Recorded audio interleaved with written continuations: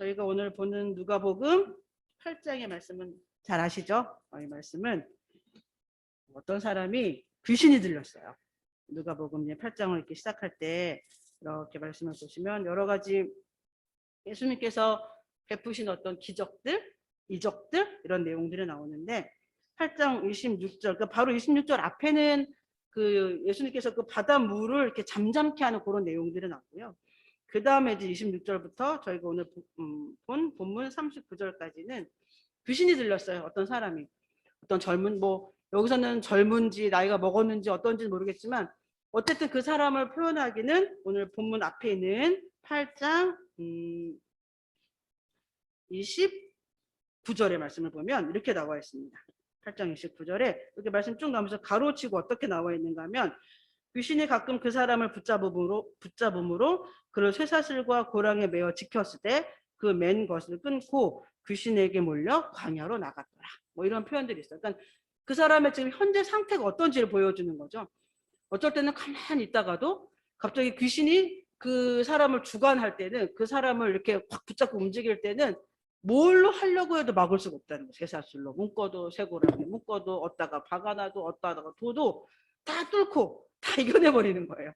예, 쇠사슬도 끊어버리는 거예요. 그리고 막 도망다니고 막 광야로 나가고 막 정말 그러는 거죠. 그럼 저희가 볼 때 저 사람 미쳤네, 미치지 않고서야 저럴 수 있어? 라고 하는 말을 할 만큼 완전히 이 사람이 그렇게 지금 매여 있는 사람인 거예요. 그러니까 가족도 못 말리고 친구도 못 말리고 뭐 그 사람을 아무리 사랑하고 아끼고 뭐 존중하고 뭐 그 어떤 것도 이 사람을 정상적인 사람으로 볼 수 없는 삶을 지금 이 사람이 살아가고 있는 거예요. 지금 귀신 들렸다라고 하는 사람.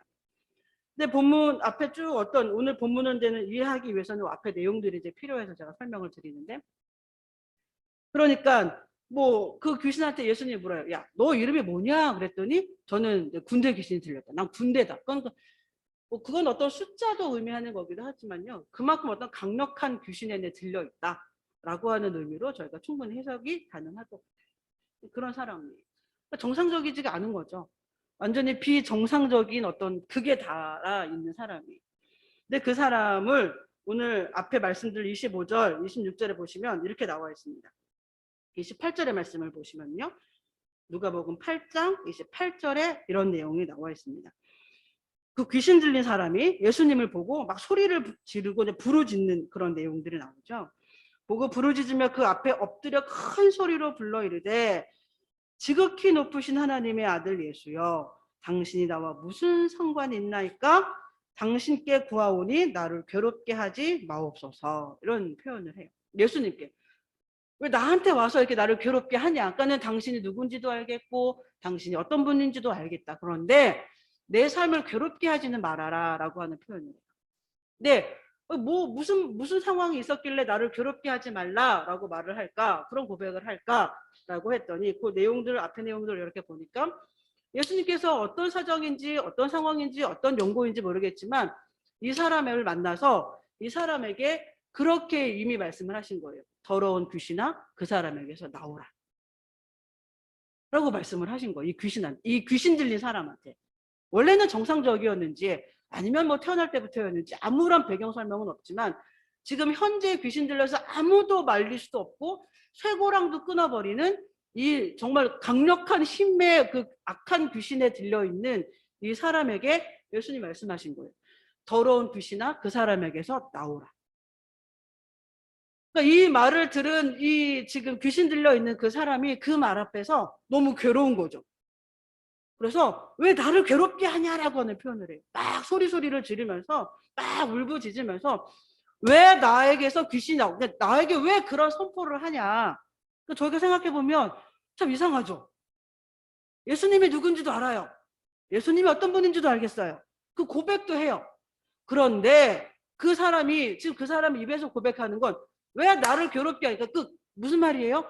감사합니다. 나로 하여금 이 귀신에게서 해방시켜 주시니 감사합니다라고 고백할 것 같잖아요.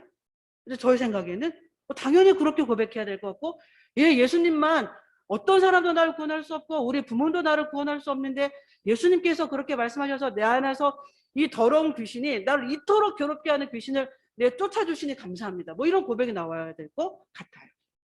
그런데 이 귀신 들린 사람이 뭐라고 말하는가 하면 나를 괴롭게 하지 말고 나를 떠나십시오라고 하는 말이에요. 왜 그럴까요? 나를 떠나십시오. 저를 괴롭게 하지 마십시오. 당신이 누구인지는 알았으니 당신의 존재도 누구인지 알았으니 알겠다. 내가 인정하고 알겠는데 당신이 나에게서 귀신이 나와라. 귀신과 분리되라. 이런 말 하지 마라. 괴롭다. 자, 저희가 정상적인 사고로 많이 생각한다 그러면 귀신과 분리되는 게 맞잖아요. 귀신과 분리돼서 살아가는 게 정상적인 거고 행복한 거고 값진 일이고 값어치 있는 일이고 사람답게 살 수 있는 거고 분명히 누구든지 알고 있는 사실이에요. 근데 그래서 이 사람이 뭐라고 말하는가 하면 나를 괴롭게 하지 말라고 그래. 오히려 나에게서 귀신이 떠나게 하는 이 과정들을 겪는 것이 나에게는 괴로움이다 라는 표현을 해요. 누가 생각해도 상식선에서 멀어져 있고 누가 생각해도 정상적이지 않은 이 고백을 이 귀신 들린 사람이 하는 거예요. 왜 그럴까? 물론 저희 이 안에는 귀신 들린 분은 없어요. 귀신 들린 사람은 없어요. 저희가 한번 생각을 해볼까요? 저희가 정말 어떤 누군가를 상담한다거나 누군가를 만나서 이야기해본다거나 정말 그 마음의 깊은 어떤 상처와 아픔과 뭐 어떤 삶의 진로들을 선택할 때마다 하나님과 반대되어져 있는 어떤 그런 것들을 선택한다거나 할 때 조금은 이해가 가는 게 어떤 말인가 하면 저 예수님도 알아요. 예수님 어떤 분이신지도 알아요. 예수님을 사랑하시는 것도 알아요. 그런데 예수님 앞에서 제 삶을 맡기고 예수님의 뜻을 따라 살아간다는 건 너무 괴로운 일이에요. 너무 어려운 일이에요. 쉽지 않은 일이에요. 쉽지 않아서 하고 싶지 않아요.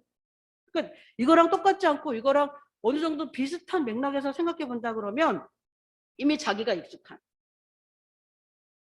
그러니까 거기에는 여러 가지가 있어요.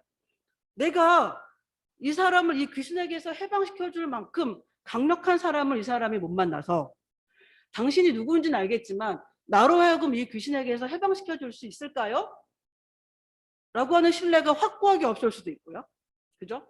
당신이 누군지 알겠어. 하나님의 아들인 것도 알겠고 뭐 누군지도 알겠지만 그렇지만 당신이 나로 하여금 이 귀신 들린 내 삶을 해방시켜 줄 수 있을 만큼 파워가 있을까요?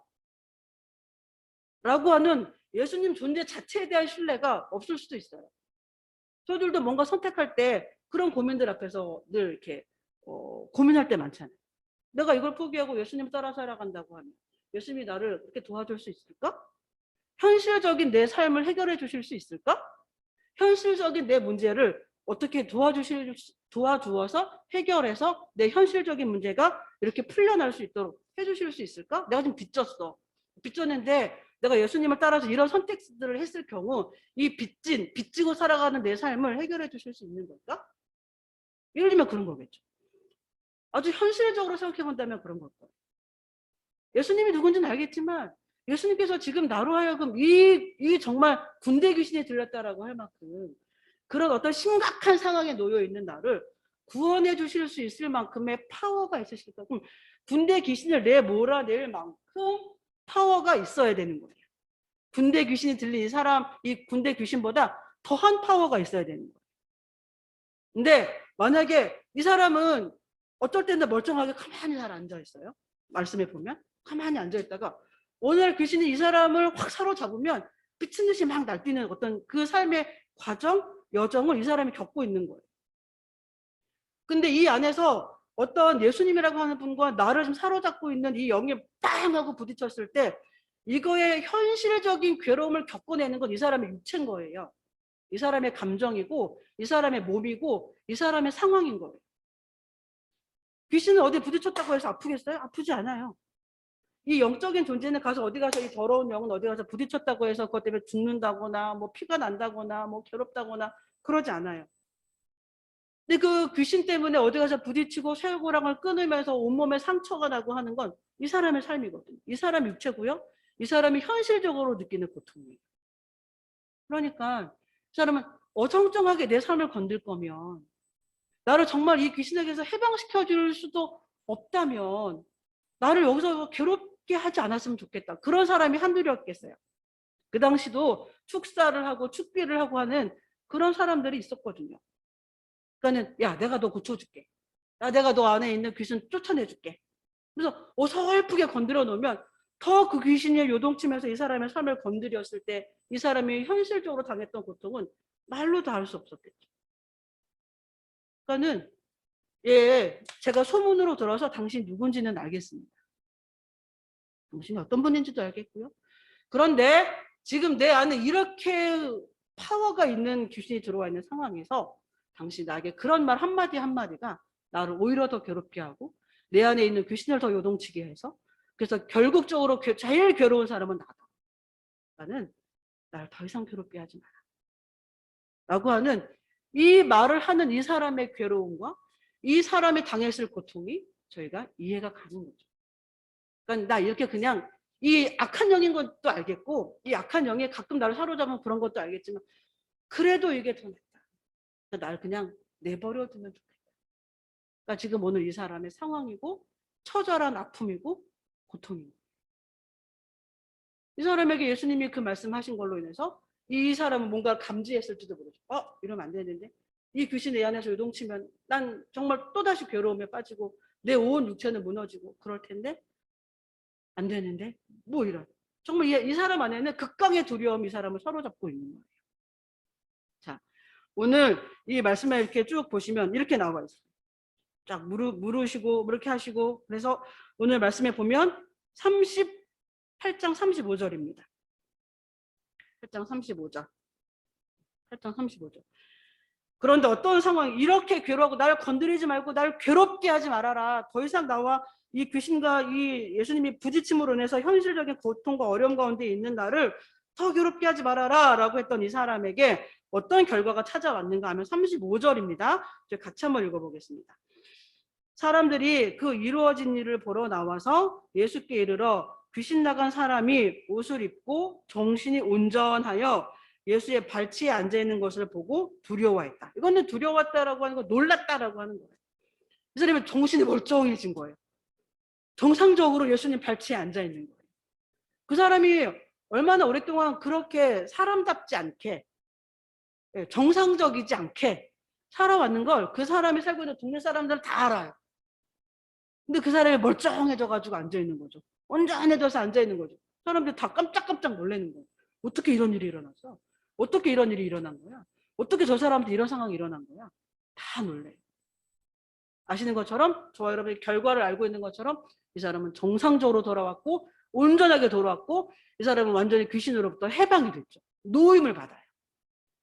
그러자 38절에 아까 읽어주셨던 그 본문의 말씀처럼 이 사람은 얼마나 괴로웠겠어요. 그 짧지 않은 시간 동안 그 귀신 들려서. 근데 자기를 그 군대 귀신이 들렸습니다. 나는 아무도 나를 이 귀신으로부터 해방시켜줄 수 없습니다를 그냥 당연시 알고 있었던 그 괴로운 가운데서 그냥 살 수밖에 없고 자포자기하고 살아왔던 이 사람의 삶이 예수 그리스도의 능력으로 말미암아 그 악한 귀신으로부터 해방이 됐어요. 이 사람이 예수님을 떠나고 싶겠어요? 떠나고 싶지 않겠어요? 예수님 옆에서 늘 따라다니고 싶겠어요? 예수님과 멀찍이 있고 싶겠어요? 육체적으로라도 예수님 가까이 있고 싶겠죠. 가장 가까운 거리에서 예수님 발치에 있고 싶었겠죠. 그래서 물어요. 그렇게 질문을 해요. 38절에 귀신 나간 사람이 함께 있기를 구했다. 저 함께 있어도 되겠습니까? 저 예수님과 함께 있어도 되겠습니까? 예수님의 제자로 예수님을 따라다녀도 되겠습니까? 라고 하는 그런 질문들을 던진 것 같아요. 그러자 39절입니다. 같이 한번 읽어보겠습니다. 39절 시작. 집으로 돌아가 하나님이 네게 어떻게 큰 일을 행하셨는지를 말하라 하시니 그가 가서 예수께서 자기에게 어떻게 큰 일을 행하셨는지를 온 성내에 전파하니라 라고 하는 말씀이 나옵니다. 모든 사람에게 똑같이 예수님은 뭐 치료하시지도 않으시고요. 그 치료받고 난 다음에 결과가 다 똑같지도 않아요. 어떻게 해야 되는지 어떤 사람은 따라가기도 하고 어떤 사람은 두기도 하고 어떤 사람은 돌아가라고도 하고 어떤 사람은 그 일에 어떤 말도 없고 다양하게 병 고침을 받은 사람들에 대한 그런 이야기들이 복음서에 보면 나와 있어요. 그런데 이 사람에게는 예수님이 이렇게 말씀을 하십니다. 넌 돌아가서 예수님께서 하나님께서 너를 어떻게 네가 받았는지를 말해라. 그리고 39절 하반절에 보니까 이 사람이 어떻게 큰 일을 행하셨는지를 이야기했다 그랬어요. 어떻게, 즉 과정. 내가 귀신 들려 살고 있을 때의 과정에 대해서 이 사람 누구보다도 잘 알아. 왜? 자기 삶으로 겪었으니까. 얼마나 괴로운지, 얼마나 슬픈지, 얼마나 참담한지, 얼마나 비참한지, 얼마나 사람답지 않은지, 얼마나 많은 사람들로 하여금 손가락질을 받았는지. 이 삶에서 해방되고 싶지만 절대 자기의 힘으로는 해방될 수 없어서 자포자기 상황에 놓여있던 그 사람. 그 사람에게 예수님께서 다가오셔서 더러운 귀신아 이 사람에게서 떠나라 라고 했을 때의 그 어떤 상황, 그 과정, 그리고 그 이후의 상황들, 그 사람은 누구보다도 잘 설명할 수 있는 사람이에요. 온 삶으로 겪어내면서 누구보다도 잘 설명할 수 있는 사람. 그 고통의 극강에 있었던 사람이기 때문에 그 고통의 극강, 가장 저 끝에서 너무 괴로워서 누구의 도움도 받을 수 없고, 이거 뭐 거절하고 싶어서 거절하는 게 아니에요. 그냥 도움을 받을 수 없는 거예요. 도와줄 수 없으니. 그런데 예수님께서 이 사람에게 어떻게 이 과정 가운데 놀랍게 치료하시고 이 사람을 온전하게 세워가셨는지를 누구보다도 잘 설명할 수 있는 사람. 예를 들어 이 사람이 이런 간증을 누가 들었다고 해보죠. 야, 너 그랬잖아. 너 그런 삶을 살았잖아. 너 정상적인 삶을 살 수 없었잖아. 그랬다라고 했을 때 너도 알지? 나 이러고 이래서 너무 괴로웠고 너무 힘들었고 정말 사람답지 않았고 죽을래야 죽을 수도 없고 뭐 그런 사람 있잖아요. 그런 참담하고 비참한 삶을 살아가는데 내가 예수님을 만났어. 내가 예수님을 먼저 찾아간 것도 아니야. 예수님을 내가 어디 있는지 알아서 예수님 저 좀 고쳐주세요 하고 찾아간 것도 아니야. 그런데 그 예수님이 나를 어떻게 아셨는지 내 삶에 찾아오셨어. 찾아오셔서 예수님이 나에게 이렇게 말씀하시더라고. 그런데 나는 그 예수님의 말을 신뢰하지 못했어. 믿지 못했지. 왜? 그런 비슷한 류의 사람들 너무 많았거든. 귀신을 쫓아내주겠다고, 귀신을 없애주겠다고, 그 악한 영으로부터 너를 해방시켜주겠다고 찾아온 사람들 너무 많았지. 근데 안 됐어. 되지 않았거든. 그때마다 난 더 괴로워졌고, 더 귀신에 휘둘렸고, 더 괴로운 삶을 살 수밖에 없었는데 예수님은 다르더라. 예수님은 내 삶을 이렇게 해서 이렇게 치료해 주셨고 난 지금 이렇게 살고 이렇게 살게 되었어. 놀랍지 않냐? 놀랍지 않아? 라고 하는 말을 이 사람은 할 수밖에 없는 사람이고, 이 말을 듣는 사람은 그래? 정말 예수님이 그러신 분이구나 라고 생각할 수밖에 없는 놀라운 간증을 갖고 있는 사람이 바로 이 귀신 들렸던 사람이에요.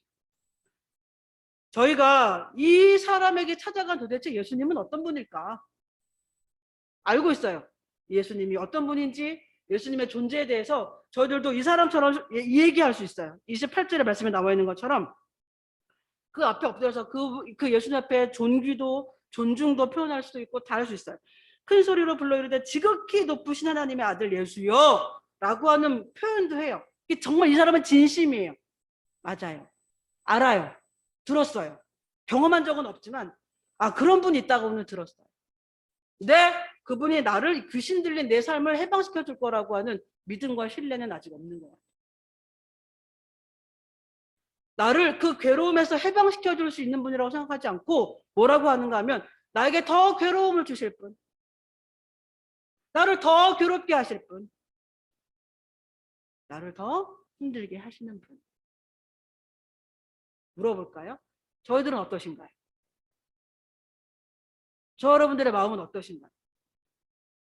내가 예수님 앞에 나아가면 나갈수록 예수님이 누구신지도 알겠어요. 예수님이 얼마나 능력이 있는지도 알겠어요. 혹시 저희의 이 고백은 이론만의 고백은 혹시 아닌가요? 정말 예수님 앞에 가까이 나가면 나갈수록 괴로움이 없어지고 괴로움에서 해방된다라는 걸 정말로 믿으시나요? 내가 예수님께 가까이 나가면 나갈수록 요구하는 거 많고 바라는 거 많고 해달라는 거 많고, 그래서 나로 하여금 내 자유를 자꾸 또 옹죄고 독새처럼 묶으시는 분, 하지 말라는 거 자꾸 많아지고 하라는 건 더 많아지고, 근데 하라고 말씀하시는 그 내용들이 내가 하고 싶은 내용들은 아니고, 그래서 어쩌면 이 귀신 들린 사람만의 고백이 아니라 이 시대를 살아가고 있는 저와 여러분들의 때로는 그런 고백이지는 혹시 않으신가요? 예수님, 저를 괴롭게 하지 마세요. 이 영역만큼은 타치하지 마세요. 이것만큼은 들어오려고 하지 마세요. 예수님이 들어와서 자꾸 그거 보러 감나라 대추나라 뭐해라 하면 하실수록 제 삶은 더 헷갈리고요. 저는 더 어렵고요. 저는 더 힘들고요. 현실적인 괴로움은 더 커져요. 그러니까 그냥 저를 좀 두세요. 자꾸 이래라 저래라 말씀하지 마세요. 예수님. 예수님 누군지는 안다니까요. 예수님 어떤 분이신지도 안다니까요. 그런데 제 삶을 괴롭게 하지는 마세요. 저희는 귀신이 들리지 않았을 뿐 혹시 저들의 마음 깊은 곳의 고백은 이와 비슷한 위의 고백을 혹시 하고 계시지는 않으신가? 스스로에게 저희가 한번 물어봐야 될 것 같습니다. 저희가 예수님 찾아간 것도 아니에요. 사실은 생각한다 그러면 저희가 예수님을 먼저 찾아가서 저를 구원해 주세요. 뭐 어떠세요? 막 그렇게 한 것 같지만 사실 이 귀신 들린 사람에게 예수님이 먼저 찾아오신 것처럼 저들의 삶에도 예수님이 먼저 찾아오셨어요. 그 예수님께서 찾아오셔서 저에게 말씀하시는 거죠.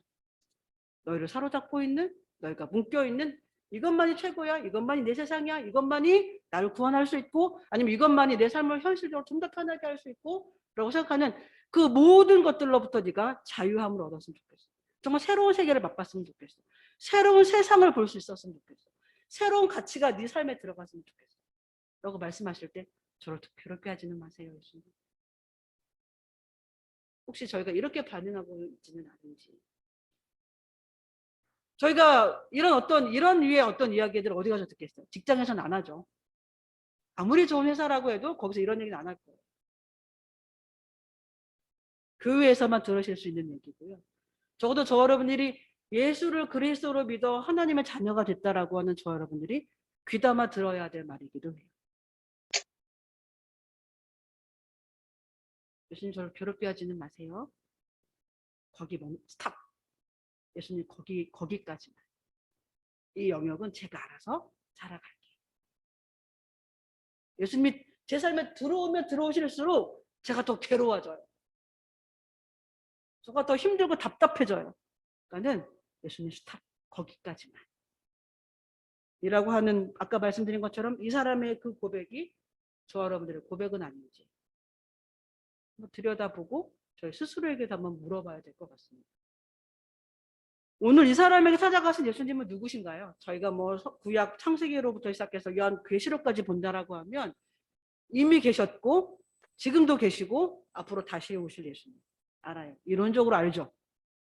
그 예수님은 누구신지 이 사람 다음에 나오고 있는 누가복음 8장 저희가 본 이 본문의 말씀 39절 이후로 나오고 있는 예수님께서 어떤 일으키신 기적, 이적의 내용들을 보면 예수님이 어떤 분이신지 어떤 능력을 갖고 계시는지 그분의 섬세함은 어디까지인지 저희가 알 수 있어요. 보시면 지금 저희가 읽었던 본문의 말씀 8장 38절, 39절 이후로 나오는 40절로부터 56절까지 보면 두 사람의 환자가 등장해요. 두 사람의 병자가 등장하는데 예수님께 누가 먼저 찾아오는지 잘 아시죠? 그 당시에 유대인들이 모여 예배를 드리고 말씀을 읽고 그렇게 했던 회당이 있어요. 그 회당의 회당장 야이로라고 하는 사람이 예수님을 이렇게 찾아와요. 그래서 무슨 말을 하는가 하면 제 딸이 죽어가고 있습니다. 예수님이라고 하시면 제 딸을 고치실 수 있으니 지금 저와 같이 가셔서 제 딸을 살려주십시오. 그거는 엄청난 신뢰예요. 내 딸이 죽어서 꼴딱꼴딱 숨이 넘어가는데 예수님이 오시면 제 딸을 살려주실 수 있습니다. 살려주십시오. 제발 자녀가 죽어갈 때 그 부모의 안타까운 마음을 가지고 찾아왔다고 하면 아마 야이로가 이런 어떤 정신을 딱 하고 가장 우아한 목소리로 좀 찾아와 주십시오. 뭐 이랬겠어요? 아마 막 이렇게 막 몸부림을 치진 않았다고 하더라도 그 목소리의 슬픔과 그 목소리의 아픔이 뚝뚝 묻어났을 거예요. 저희가 어떤 분의 목소리를 들으면 야, 저분의 목소리는 되게 한이 있어 라고 하는 목소리가 있을 때 있어요. 아마 지금 야이로는 정말 간청을 드리기 때문에 그 목소리에서 그 부모가 할 수 있는 모든 간절함과 간곡함을 담아서 그 예수님께 지금 부탁하고 있을 거예요. 예수님, 저희 집에 좀 가셔서 우리 딸을 살려주십시오. 어떤 의사가 와도 어떤 사람이 와도 제 딸을 못 고쳤고 지금 죽어가고 있습니다. 그거잖아요. 1시가 급합니다. 5분이 급합니다. 1분이 급합니다. 이런 거예요. 자, 그래서 예수님 어떻게 하세요? 어떻게 반응하세요? 그래. 내가 가만. 그래서 야이로와 함께 야이로의 집에 가던 중이시죠. 중에 혈루병 걸려서 지금 고생하고 있고 고칠 수 없는 병에 걸려 있는 그 여인이 그 막 군중에 휩싸여서 가고 있는 그 예수님의 옷자락을 만져서 그 여인이 구원함, 즉 병고침을 받아요. 그러면 그렇나 보다. 내 능력이 그렇게 해서 빠져나왔나 보다. 뭐 했나 보다. 저 여인을 고쳤나 보다. 뭐 누구 고쳤나 보다 하고 훅 가시지 않고요. 예수님이 멈추시잖아요. 오늘 말씀 한번 볼게요. 8장 쭉 말씀을 보시면 44절, 43절의 말씀을 제가 조금 빨리 읽어보겠습니다. 이에 12해를 혈루증으로 앓는 중에 아무에게도 고침을 받지 못하던 여자가 예수의 뒤로 와서 그의 옷가에 손을 대니 혈루증이 즉시 그쳤더라. 예수께서 이르시되 내게 손을 댄 자가 누구냐 하시니 다 아니라. 예수님 누가 이렇게 밀치다가 하다 보니까는 만진 거지 예수님 누가 일부러 만졌겠습니까? 뭐 이런 이야기를 해요. 제자들이 할 때에 베드로가 이르되 주여 무리가 밀려들어 민 것입니다 라고 얘기를 하죠. 예수께서 이르시되 내게 손을 댄 자가 있도다. 이는 내게서 능력이 나간 줄 알미로다 라고 하는 말씀을 하세요. 그러면서 어떻게 하세요? 시간이 지체돼요. 훅 가시지 않고요. 시간이 지체돼요. 멈추세요. 누가 내 몸에 손을 대서 병고침을 이토록 받기를 원해서 누가 내 몸에 손을 댔니? 누가 내 옷에 손을 댔니? 멈추세요. 1분이었을까요? 2분이었을까요? 저기 딸은 지금 죽어가서 1분이 급하고 2분이 급하고 3분이 급해요. 5분이 급해요. 빨리 가야 돼요. 근데 예수님 멈추시죠? 누구야? 라고 물으세요. 그 여인이 더 이상 예수님이 아셨구나. 난 그냥 어떻게 예수님 옷가라도 만져갖고 내가 이렇게 병고침 받을 수 있으면 좋겠다라고 하는데 그런 간절함이 예수님 만진 건데 옷이라도 만진 건데 예수님 아셨네. 뭐 더 이상 숨길 수 없으니 그죠? 예수님 앞에 접니다. 자 그렇게 했습니다.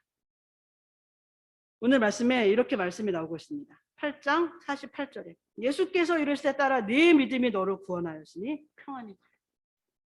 어쩌면 예수님께서 이 여인에게 해주고 싶은 말씀은 이거였을 거예요. 고쳤다 뭐 안 고쳤다 다 떠나서 따라 너의 믿음의 결과가 너를 고쳤다.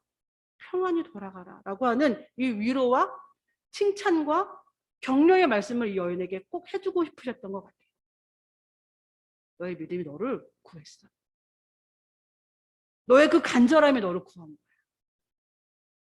혈루증을 12에서 알았다고 하면 사실 몸이 정상은 아니에요. 몸이 얼마나 힘들겠어요. 다 피로 쏟아내는데 그 몸이 12회를 그렇게 알았다고 하면 정상이겠어요. 근데 자기의 병을 고침받고 싶은 이 간절한 마음에 이 여인이 그 사람 많은 군중 틈을 뚫고 와서 예수님의 옷자락이라도 만지면 내가 낫지 않을까? 라고 하는 간절함이 이 여인에게 통했던 거죠. 예수님 선포해 주시잖아요. 따라 네 믿음이 너를 구했어. 평안히 돌아가.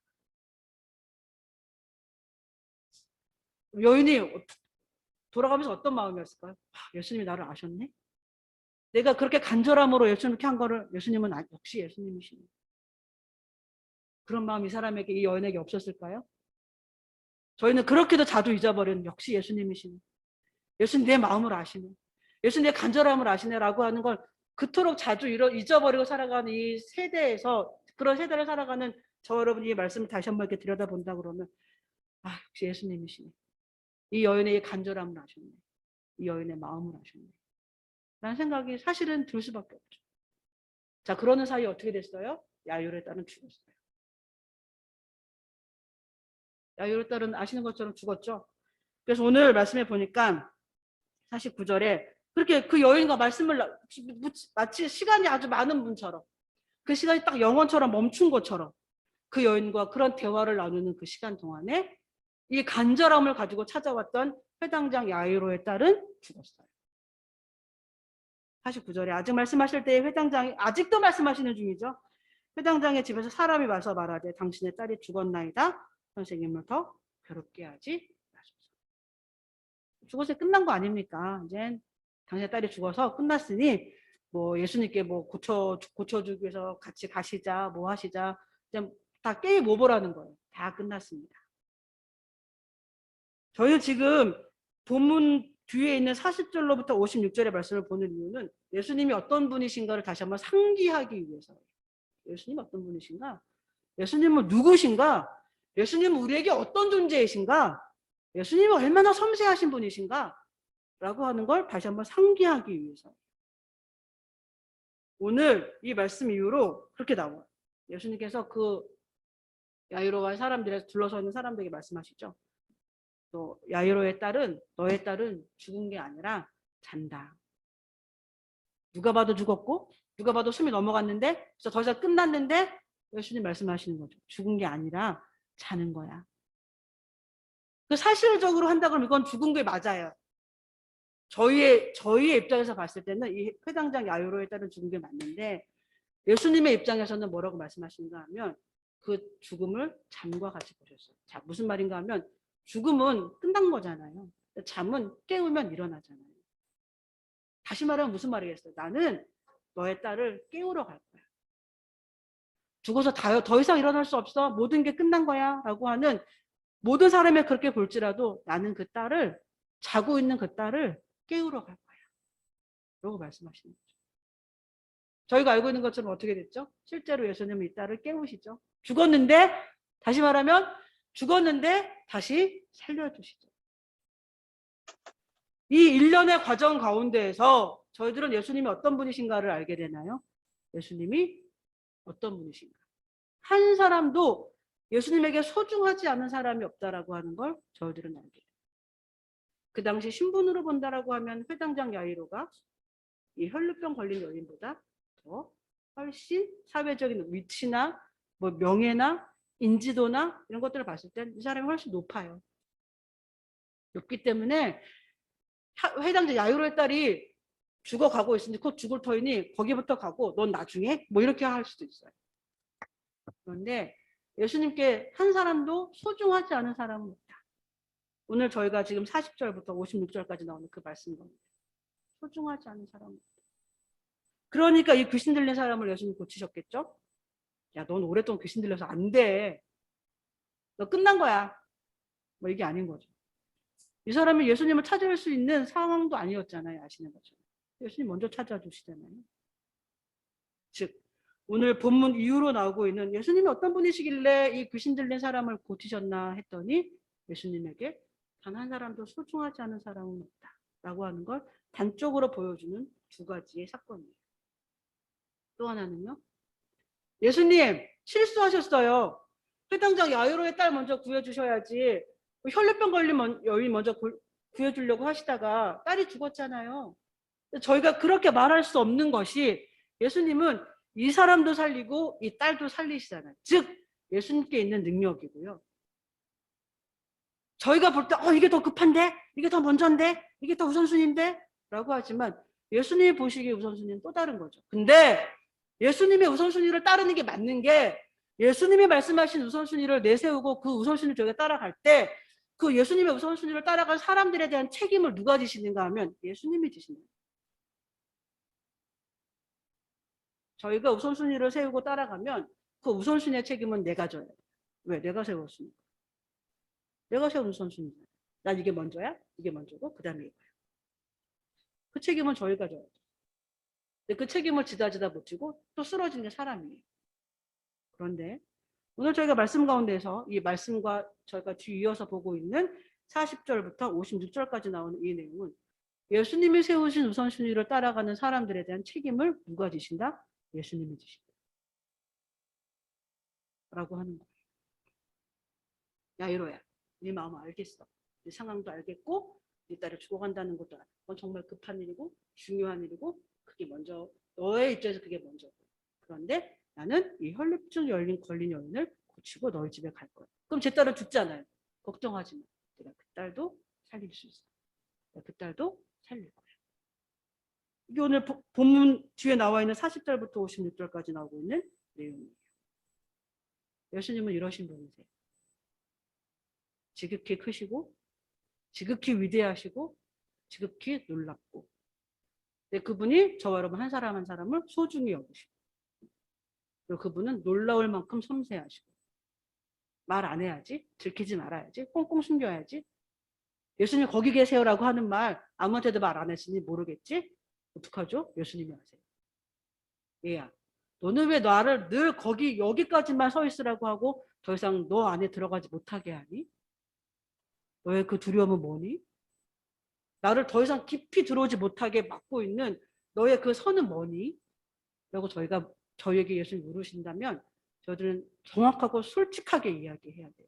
예수님, 이러고 이런 저의 두려움이 예수님이 들어오시면 제 삶이 더 괴롭고 더 혼란스럽고 내가 이것까지 내어놓고 이것까지 해야 될 것 같아서 저 두려워요. 그래서 거기까지는 못하겠어요. 그럼 예수님 저희가 뭐라고 물으실까요?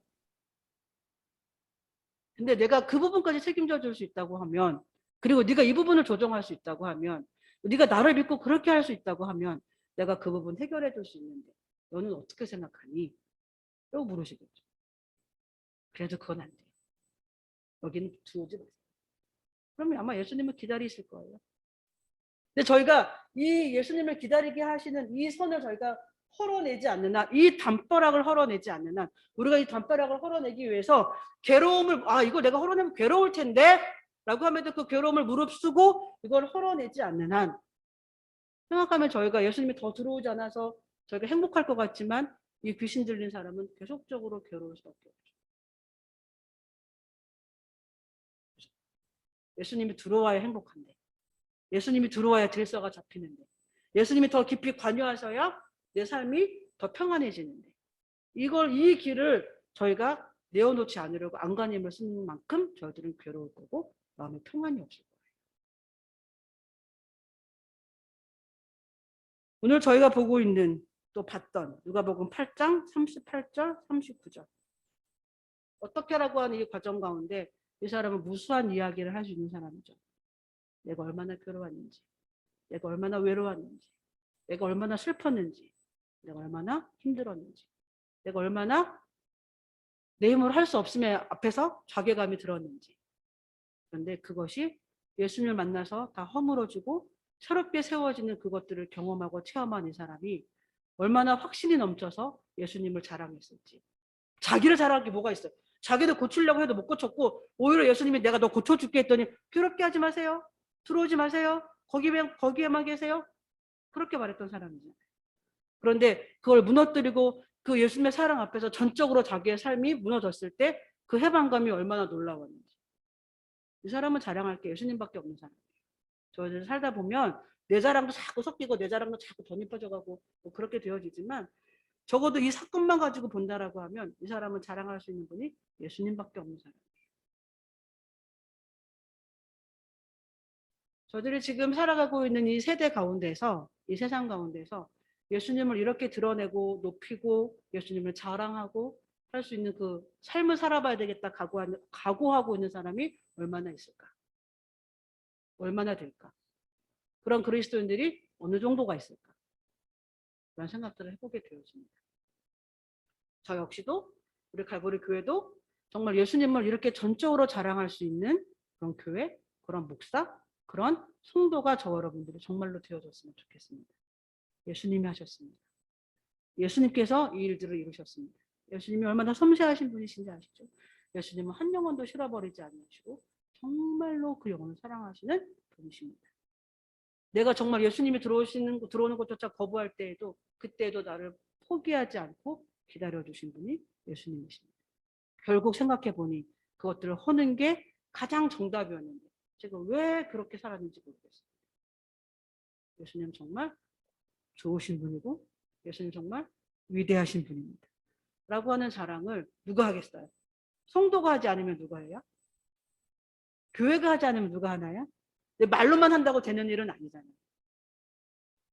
이 믿음을 가지고 저들의 삶의 자리에서 실천하는 사람들을 통해서 예수님은 어떤 분이신가 더 여실히 더 적나라하게 드러나는 거예요. 저희가 벌써 이제 5월이 거의 다 가고 이제는 2021년 시작해서 이제 반이 거의 다 가고 있습니다. 다시 한번 저희가 이렇게 올해 저희가 작년에 그 말씀 하나씩 다 뽑고 제비 뽑아서 말씀 다 뽑고 또 이렇게 말씀을 들여다보고 이렇게 생각했던 그 시간들이 벌써 이제 5개월여간이 다 가고 반 정도 남아 있는데 올해는 내가 어떤 삶을 통해서 그냥 이론으로만 알고 있는 예수님 적어도 내가 아니라면 그 예수님을 어떻게 자랑할 수 있을까? 내 삶의 어떤 부분이 바뀌어서 예수님을 드러낼 수 있는 삶이 될 수 있을까? 라고 하는 것들을 좀 하나님 안에서 고민해보고 그 답도 찾아가고 실천해보고 할 수 있는 저와 여러분이 되어졌으면 정말 좋겠습니다. 예. 정말 말로만 예수님을 믿는 저와 여러분들이 아니라 저희들의 삶을 통해서 예수님을 드러낼 수 있는 그게 정말 멋진 그리스도인이 아닐까. 예수님 멋지다 멋지다 말하는데 그 멋진 예수님을 멋진 하나님을 믿는 저와 여러분들의 삶이 그 예수님을 말로만 드러내는 사람 말고 우리의 시간으로 우리의 정성으로 우리가 갖고 있는 건강으로 우리가 갖고 있는 손과 발로 우리 삶의 현장에서 그 예수님을 드러낼 수 있는 저와 여러분 되어줬으면 좋겠습니다. 아멘. 네, 이 시간 좀 같이 기도하겠습니다. 예수님, 저희가 정말 오늘 이 귀신 들렸다가 고침받은 사람이 어떻게 큰 일을 행하셨는지를 자랑했던 것처럼 제 삶 또한 제 모습 또한 예수님이 어떻게 좋으신 분이고 어떻게 크신 분인가를 드러내고 자랑할 수 있는 그런 삶이 되어졌으면 좋겠습니다. 그러기 위해서 하나님, 제가 무엇부터 시작할까요? 제가 어떤 것부터 다시 한번 첫 걸음을 내디뎌 볼까요? 그리고 그 삶을, 그 걸음을 어떻게 축적시켜 갈까요? 라고 하는 기도를 좀 지금 같이 드렸으면 좋겠습니다. 기도하시겠습니다.